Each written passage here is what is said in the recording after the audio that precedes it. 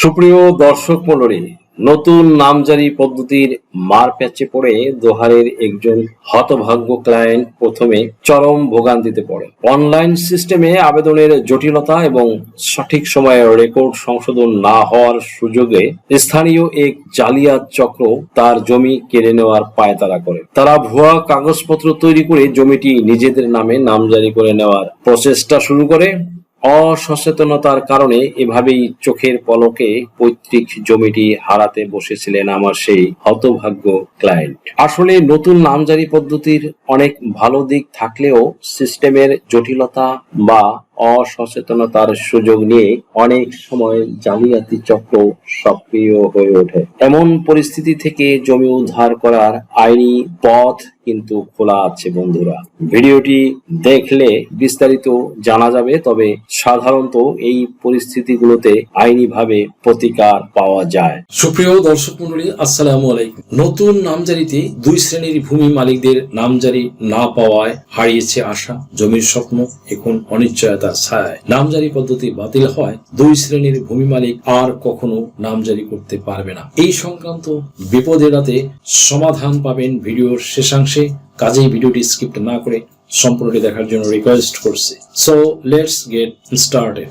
নতুন পদ্ধতিতে নামজারি শুরু হওয়ায় সরকার দুই শ্রেণীর ভূমি মালিকদের নামজারি না দেওয়ার খবরটি একটি গভীর হতাশা এবং অনিশ্চয়তার অনুভূতি জাগাচ্ছে। অনেক মানুষের জীবিকা ও নিরাপত্তা ঝুঁকিতে পড়ছে। তারা যেন নির্ভরতা খুঁজে ভগ্ন হৃদয় নিয়ে অপেক্ষা করছে। এটি এমন এক পরিস্থিতি যেখানে আশা ও অবিশ্বাসের মিশ্রণ অনুভূত হয়। একদিকে স্বপ্নের অধিকার হারানোর ব্যথা, অন্যদিকে প্রশাসনিক সিদ্ধান্তের ভরসার অভাব। নামজারি অটোমেশন হওয়ার পরপরই সরকারের পক্ষ থেকে জানিয়ে দেওয়া হয়েছে যে এই দুটি শ্রেণীর ভূমি মালিকগণ এখন চরমভাবে ক্ষতির মধ্যে রয়েছে এবং সমস্যার মধ্যে রয়েছে। তবে ইতিমধ্যে বেশ কয়েকটি ক্ষেত্রে উদ্যোগ নেওয়া হয়েছে। যাদের ক্ষেত্রে এই সমস্যাগুলো রয়েছে তারা খুব তাড়াতাড়ি সমস্যা সমাধান খুব সহজেই যেন সমাধান করে নিতে পারেন। আর যদি তারা এই সময়ের ভিতরে তাদের সমস্যা যদি সমাধান করে না নেয়, তাহলে পরবর্তীতে কখনো আর তাদের জমি নামজারি করে নিতে পারবে না। ভিউয়ার্স, অটোমেশন সিস্টেম চালু হওয়ার কারণে এখন থেকে দুই শ্রেণীর ভূমি মালিকগণ মারাত্মক রকমের সমস্যার ভিতরে রয়েছে এবং হুমকির মধ্যে রয়েছে। তারা যদি সমগ্র বাংলাদেশে, দ্যাট মিনস তাদের এলাকায় অটোমেশন সিস্টেমের নামজারি চালু হওয়ার পূর্বে যদি তাদের জমির নামজারি করে নিতে ব্যর্থ হয়, তাহলে তারা কিন্তু কখনো তাদের জমি নামজারি করে নিতে পারবে না। আর যদি তারা তাদের জমি নামজারি করে নিতে ব্যর্থ হয়, তাহলে মনে রাখবেন নতুন রেকর্ডেও তারা ওই জমি নিজেদের নামে রেকর্ড করে নিতে পারবে না। তারা কখনো ওই জমির প্রকৃত মালিক বা বৈধ মালিক এটাও তারা দাবি করতে পারবে না। সুপ্রিয় দর্শক মন্ডলী, আজকের ভিডিওতে ডিসক্রাইব করব কোন সেই দুই শ্রেণীর ভূমি এখনো পর্যন্ত নামজারি করেনি বা তাদের এলাকায় অটোমেশন সিস্টেমের নামজারি চালু হয়ে যাওয়ার পর তারা কখনো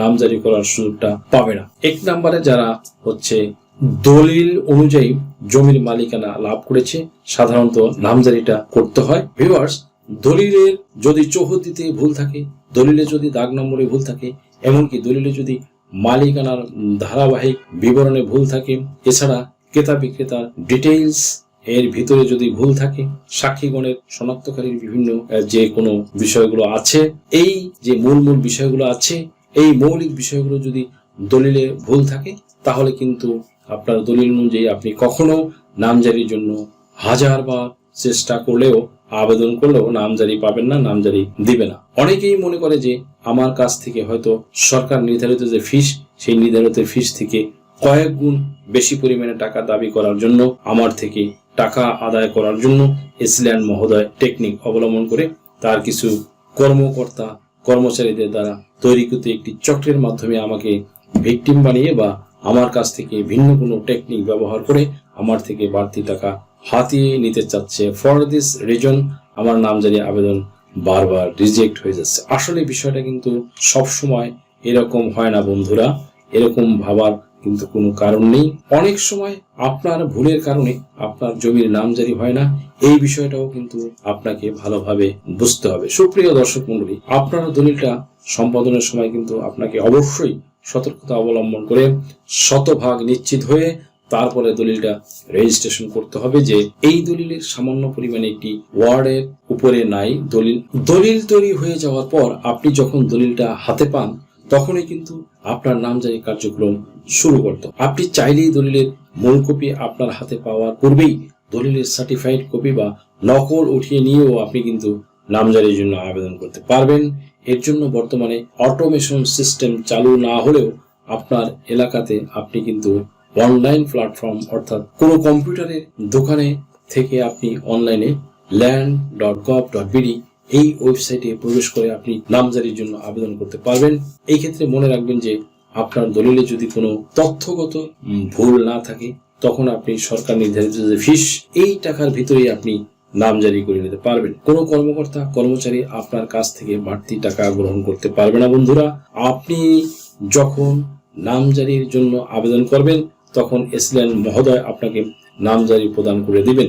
এই ক্ষেত্রে এসল্যান্ড মহোদয় সমস্ত তথ্য যাচাই বাছাই করে দেখবেন যে সত্যিকার অর্থে আপনি যে ব্যক্তির নাম কেটে দিয়ে দ্যাট মিনস যার নাম ইতিপূর্বে সরকারি রেকর্ড বইতে ইতিপূর্বে উল্লেখিত জমির মালিক হিসেবে যার নাম অন্তর্ভুক্ত ছিল তার নাম কেটে দিয়ে নতুন মালিক হিসেবে আপনার নাম যে অন্তর্ভুক্ত করতে চাইছেন, এই ক্ষেত্রে আপনি যে ডকুমেন্টস গুলো বা আপনি যে এলিমেন্টস গুলো সেখানে জমা দিয়েছেন বা প্রদান করেছেন সেই তথ্যগুলো সম্পূর্ণ সঠিক আছে কিনা। যখন তথ্যগত সম্পূর্ণ সঠিকতা তিনি যাচাই বাছাই করে পাবেন সে সময় আপনাকে নামজারি প্রদান করবেন। তারা এভাবেই বেসিক্যালি পূর্বের মালিকের নাম পরিবর্তন করে নিয়ে সেখানে আপনি নতুন মালিকের নাম হিসেবে ইনক্লুড করে দিবে। আর এটাই হচ্ছে নামজারির সিস্টেম। এমত অবস্থায় অনেক দলিল রয়েছে, অনেক ব্যক্তি রয়েছে তারা পূর্বে নামজারির জন্য আবেদন করে, কিন্তু অটোমেশন সিস্টেমে যখন আপনার এলাকায় চালু হয়ে যাবে তখন এই পূর্বের দলিল ব্যবহার করে আপনি কিন্তু এসল্যান্ড মহোদয়ের কাছে নামজারির জন্য আবেদন করলে এসল্যান্ড মহোদয় আর আপনাকে নামজারি দিতে পারবে না। তার কারণ হচ্ছে আগেই এটার date already has been expired, মানে এর ডেট কিন্তু এর আগেই শেষ হয়ে গেছে, মানে বলতে পারেন যে তামাদিতে বারিত হয়ে গেছে। দ্যাট মিনস আপনার এই নামজারি করার জন্য যে সময়টা নির্ধারিত ছিল সেই সময়ের ভিতরে আপনি নামজারি করেননি, সেই কারণে নতুন করে এসল্যান্ড মহোদয়ের কাছে নামজারি চাইলেও তিনি আর আপনাকে নামজারি প্রদান করবেন না। সুপ্রিয় দর্শক মন্ডলী, আপনার এলাকায় যদি এখনো অটোমেশন সিস্টেমে পুরোপুরি ভাবে চালু না হয়ে থাকে তাহলে যত দ্রুত সম্ভব আপনার যদি এমন দলিল থাকে সেটা এখনো নামজারি করা হয়নি তাহলে যত দ্রুত সম্ভব আপনি নামজারির জন্য আবেদন দায়ের করেন। দ্বিতীয় পর্যায়ে যারা নামজারি পাবে না তারা হচ্ছে উত্তরাধিকার দিক থেকে যারা জমির মালিকানা লাভ করেছে।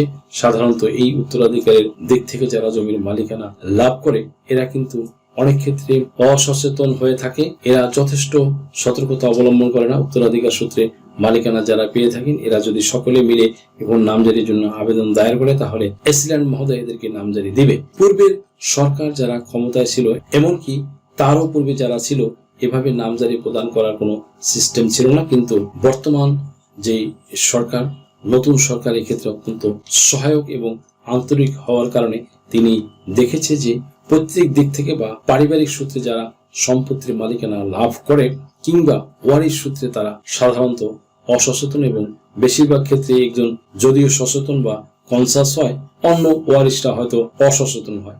আর এভাবে অনেক সময় দেখা যায় যে ওয়ারিশ বা যে মালিক সচেতন তিনি নিজেও কিন্তু সচেতন হওয়ার পরও ওই জমি নামজারি করে নিতে ফেইলুর হচ্ছে। এজন্য অবশ্যই বন্টননামা দলিল বা বাটোয়ারা দলিল ম্যান্ডেটরি করা হয়েছিল পূর্বে, এমনকি এখনো আছে। সুপ্রিয় দর্শক মণ্ডলী, যদি কোনো ওয়ারিশ বাধ্যতামূলকভাবে বন্টননামা দলিল করে থাকে নিজে থেকে তাহলে কিন্তু তিনি চাইলেই ওই জমি বন্টননামা দলিল অনুযায়ী তিনি নামজারি করে নিতে পারবে। বাট অনেক সময় কিন্তু এটা সম্ভব হয় না, কারণ সকল ওয়ারিশের ঐক্যমত্যের ভিত্তিতে বন্টননামা দলিল করতে হয়।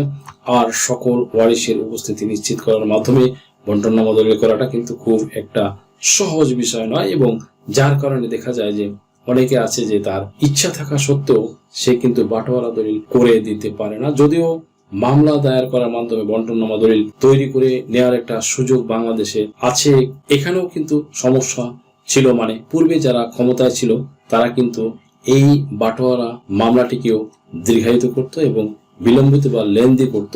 দেখা যেত যে একটি মামলা 10 থেকে 15 বছর পার হয়ে গেছে তারপরও নিষ্পত্তি হচ্ছে না, যার কারণে অনেকে বিরক্ত হয়ে এই বাটোয়ারা দলিলের জন্য মামলা দায়ের করেনি। তবে বর্তমানে যে নতুন সরকার এসেছে, এই সরকার বাটোয়ারা দলিল বা বর্তমানে দলিলের যে মামলাটা, এটাকে অনেকটা সহজ করে দেওয়ার প্রতিশ্রুতি দিয়েছে এবং সহজ করার যে কার্যক্রম সেটা অলরেডি শুরু করে দিয়েছে। এবং আপনি চাইলেই মাত্র 1 থেকে 2 বছরের ভিতরে আপনার মামলা নিষ্পত্তি করে আপনার অন্য ওয়ারিশদের সম্মতি ছাড়াই আপনি নিজে থেকে মালিকানার সকল ডকুমেন্টসগুলো, সকল এলিমেন্টসগুলো বিজ্ঞ আদালতের সামনে উপস্থাপন করে আপনার অংশ অনুযায়ী আপনি বন্টননামা দলিল তৈরি করে নিতে পারছেন। এখানে আপনার যৌথভাবে খতিয়ান প্রস্তুত করার কোনো ঝামেলাও আপনার থাকবে না। যদিও এই নতুন সরকার শর্ত প্রদান করেছে যে যদি আপনাদের বন্টননামা দলিল না থাকে তাহলে আপনার সকল ওয়ারিশ সম্মিলিতভাবে যদি এসিল্যান্ড মহোদয়ের কাছে একটা ওয়ারিশান সনদ প্রদর্শন করেন অ্যান্ড দেন হচ্ছে যে নামজারির জন্য আবেদন করেন, তাহলে এসিল্যান্ড মহোদয় আপনাদেরকে একটি জয়েন্ট খতিয়ানের ভিত্তিতে একটি নামজারি প্রদান করবেন। তবে অবশ্যই এই ক্ষেত্রে মনে রাখবেন, এখানে সকল ওয়ারিশের সম্মতিতে এবং সম্মিলিতভাবে বা সকল ওয়ারিশের উপস্থিতিতে এটা হতে হবে। এটাও কিন্তু এক প্রকারের বন্টননামা করার মতোই হওয়ার। অনেক ক্ষেত্রে অনেক ওয়ারিশ বিদেশে অবস্থান করে, সেই ক্ষেত্রে কিন্তু আপনি একটা সঠিক ওয়ারিশান সনদ প্রদান করার মাধ্যমে আপনাদের পৈতৃক সম্পত্তি থেকে পাওয়া যৌথ খতিয়ানের ভিত্তিতে নাম জারি করে নিতে পারবেন। কিন্তু অনেক সময় দেখা যায় যে যৌথ খতিয়ানের ভিত্তিতে নাম জারি করেও সেখানে কিন্তু আপনি লাভবান হতে পারছেন না, কেননা আপনি এককভাবে যতক্ষণ পর্যন্ত না মালিক হতে না পারছেন ততক্ষণ পর্যন্ত আপনি তো নিজের ইচ্ছা অনুযায়ী সে জমিটা ব্যবহার করতে পারছেন না, বেচা বিক্রিও করতে পারছেন না। আর এখান থেকে সরকারের পক্ষ থেকে উদ্বুদ্ধ করা হচ্ছে যে আপনি যদি বাটোয়ারা মামলা দায়ের করেন বা 1 থেকে 2 বছরের ভিতরে আপনি মামলা নিষ্পত্তি করে আপনার নিজের অংশটুকু নিয়ে আলাদাভাবে আপনি নিজের নামে নাম জারি করে নিতে পারবেন। সো ভিউয়ার্স, যদি আপনার এলাকায় এখনো অটোমেশন সিস্টেম চালু না হয় তাহলে ইমিডিয়েটলি আপনার পৈতৃক দিক থেকে পাওয়া সম্পত্তি নিজেদের নামে নাম জারি করে নেওয়ার প্রসেস গ্রহণ করুন।